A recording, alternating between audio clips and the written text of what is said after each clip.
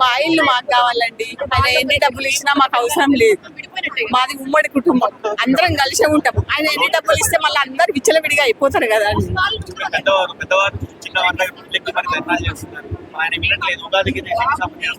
మేము ఒప్పుకోలేం కదండి. మేము ఒప్పుకోకుండా ఆయన ఎట్లా చేస్తాడండి చెప్పండి. మీరు ఎన్నో రాజకీయ నాయకులను చూసుంటారు. మీరు చిన్నప్పటి నుంచి, మీరు ఓటు వేసినప్పటి నుంచి ఇప్పటి వరకు ఎంతో మందిని చూసారు. బట్ రేవంత్ రెడ్డి లాగా ఎవరైనా పాలించారా రాష్ట్రాన్ని? టీఆర్ఎస్ గవర్నమెంట్ లో ఉన్నప్పుడు మీకు ఎట్లా జరిగింది? ఇట్లాంటివి బాగానే ఉందమ్మా. ఇప్పుడే నేను వచ్చిన నుంచి ఇదే సమస్య ఉంది.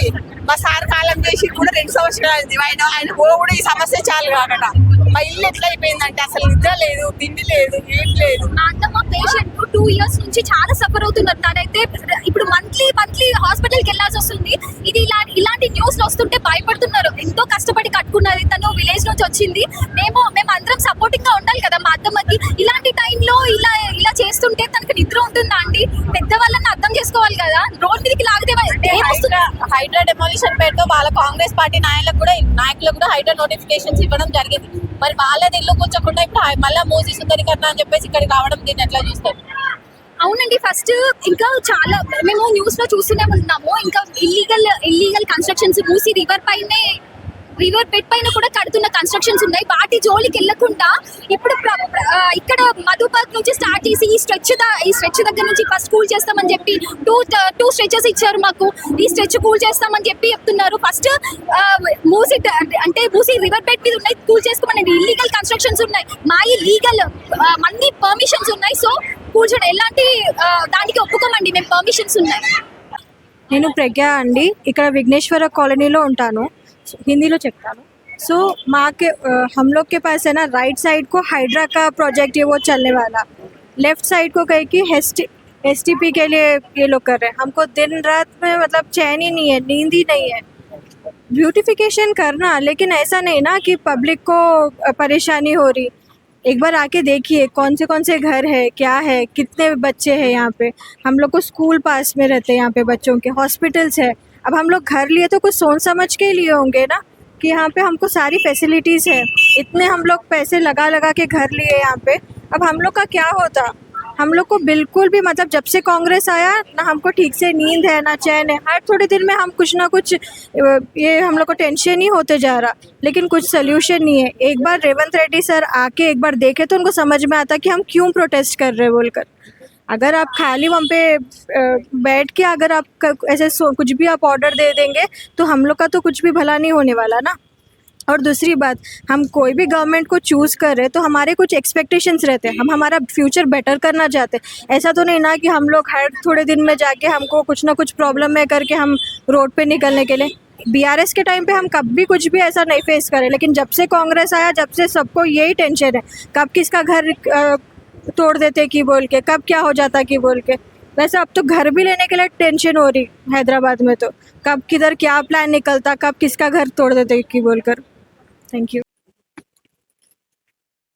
ఇక్కడ ఉండే వాళ్ళు అందరూ డబుల్ ట్యాక్సెస్ పే చేస్తున్నారు. ప్రాపర్టీ ట్యాక్స్, మున్సిపాలిటీ ట్యాక్స్లు అని, తర్వాత వాటర్ ట్యాక్స్ అని, ఈ ట్యాక్స్ ఆ ట్యాక్స్లు అన్ని కప్పంగా లాస్ట్కి ₹1 జీతం వచ్చింది అనుకో, లాస్ట్ 10 పైసలు మిగులుతుంది. ఆ 10 పైసలతోటి జీవనాధారాన్ని మేము గడిపేవాళ్ళం. ఇలాంటి వాళ్ళ జోలికి వచ్చి వాళ్ళ ఆర్తనాదాలను బయటికి తీసుకొని వస్తున్నారు. రేపు పొద్దున మాకు ఏమైనా జరగరానిది జరిగితే సీఎం వచ్చి మమ్మల్ని ఆదుకుంటాడా?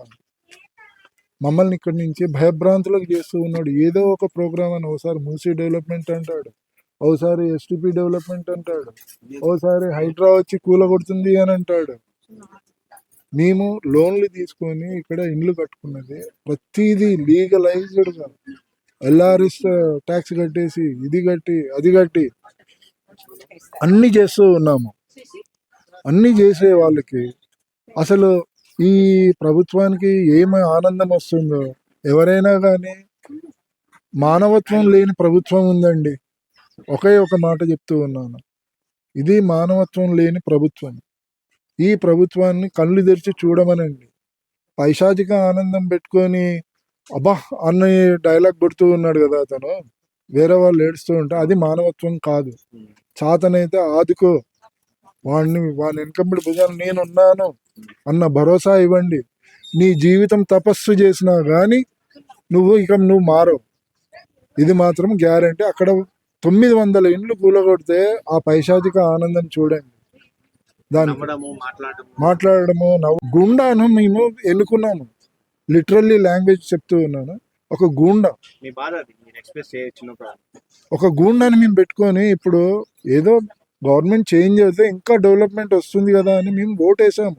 అది మేము చేసిన పెద్ద పొరపాటు అది. కానీ ఇక ముందు నుంచి మేము ఎలా జాగ్రత్త పడాలనేది మాకు తెలుసు, మేము ఎలా ఉండాలనేది మాకు తెలుసు. ఎవరు ఏంటిదని ముందు తెలుసుకొని మేము ఓటేస్తాం. కానీ ఇలా గుడ్డిగా మాత్రం వచ్చి ప్రలోభాలకు లోబడి మేము మాత్రం మళ్ళీ వీళ్ళకు ఓటు వెయ్యనే వెయ్యం. పక్కన ల్యాండ్స్ కానీ ఇల్లు కట్టించంటే అసూరెన్స్ ఏమి రావట్లేదా? ఏం చెప్తున్నారు సార్ స్థానిక పోలీసులు కానీ ఎమ్మెల్యే కానీ ఏం చెప్తున్నాయి? ఇక్కడ వచ్చే స్థానిక ఎమ్మెల్యే ఉన్నాడు, అతను వస్తాడు ఏమీ మాట్లాడు, ఏమీ మాకు అభయాలు ఇయ్యాడు. అసలు ఇలాంటి సిచ్యువేషన్ లో మేము రాత్రి నుంచి నిద్ర ఆరాలు లేవు. మేము ఆయన కాన్స్టిట్యున్సీకి ఉండే ప్రజలమా కాదా? కనీసం వచ్చి ఓదార్చడానికైనా రావాలి కదా. వచ్చారా? ఇప్పటిదాకా ఎవరూ రాలేదు. ఏ లీడరు రారు, ఏం లేదు. పైపెచ్చి మళ్ళీ రాక్షసుల్లాగా మీద పోలీసు వాళ్ళని పంపుతారు, బెదిరింపులు ఇవన్నీ చేస్తూ ఉంటారు. ఏమైనా అడిగితే పేర్లు చెప్పమని అంటారు పోలీసులు. మేమేమైనా దొంగలమా? మేము ఒకటే అడిగేది, మేమేమైనా దొంగలమా లేకపోతే ఏమైనా ప్రభుత్వ స్థలాన్ని ఆక్రమించి కట్టుకున్నాయా? అవన్నీ చెప్పమనండి. ఉండే వాళ్ళని అందరు వెంచర్లు వేసిన వాళ్ళని అందరిని తీసుకువెళ్ళి లోపల పెట్టండి. వెంచర్లు వేసిన వాళ్ళని అందరినీ, ఇక్కడ వేసిన వెంచర్లు వేసిన వాళ్ళని లోపల పెట్టమనండి.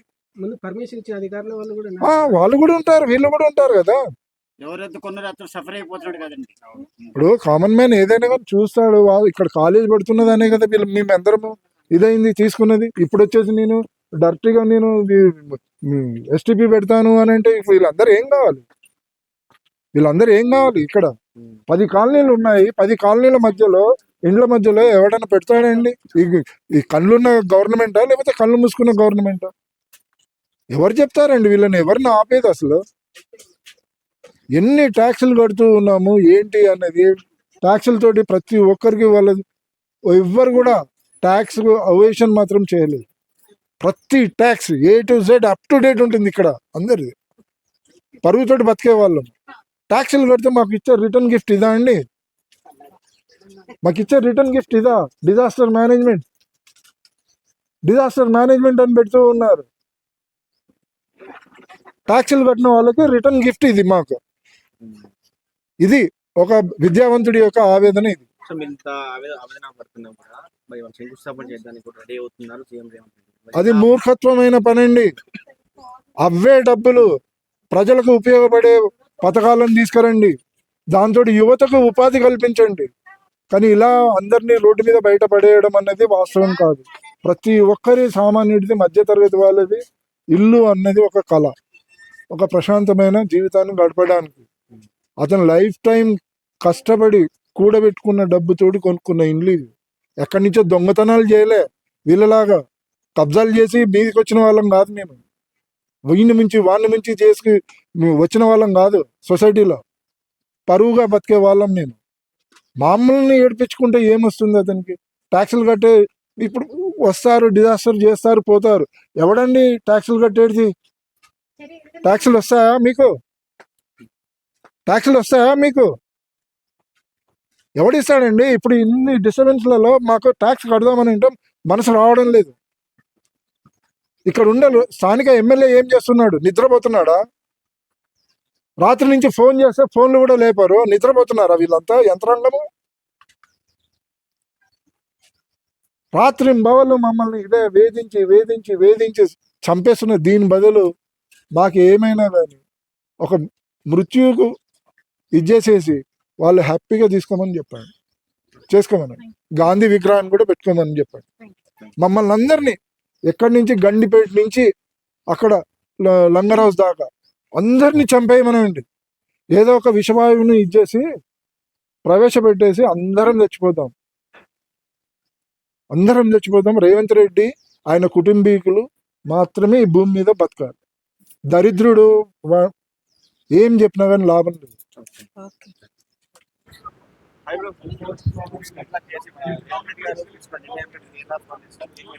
రేవంత్ రెడ్డి తీసుకున్న నిర్ణయము పిచ్చి నిర్ణయం. పిచ్చి కుక్క, ఇంట్లో పెంచుకున్న కుక్క రోడ్డుకి ఎక్కినప్పుడు కొన్నిసార్లు పిచ్చి పిచ్చి పనులు చేస్తాడు. అట్లా అవగాహన లేని సీటును కొనుక్కొని సీటు కొనుక్కొని ఓ సీట్లో కూర్చొని ఆ సీటుకు సంబంధించిన ఆధ్వర్యాలు పనితనం ఏమి తెలియక ఏం చేయాలనో అలవాటు లేక పిచ్చి పిచ్చిగా ఆలోచిస్తే రాత్రిలో ఆలోచించి పొద్దుగాల అమలు చేస్తున్నాయి. రాత్రి అంతా ఆలోచించి పొద్దుగాల అమలు చేస్తున్నాయి. ఇలాంటి నిర్ణయాలు, పిచ్చి నిర్ణయాలు చేస్తే పబ్లిక్ ఊరుకోరు, బొంద పెట్టేస్తారు. మరోసారి రాజకీయ సన్యాసం తీసుకోవడానికి రెడీ ఉన్నాడు ఈరోజు రేవంత్ రెడ్డి గారు.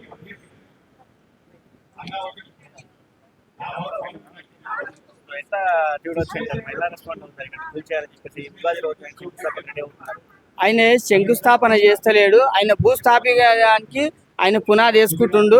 ఇది మాత్రం ఖచ్చితంగా కాంగ్రెస్ నాయకులారా, మీ భవిష్యత్తును అంధకారంలోకి తీసుకోపోవడానికి మీ సీఎం కంకణం కట్టుకుండు.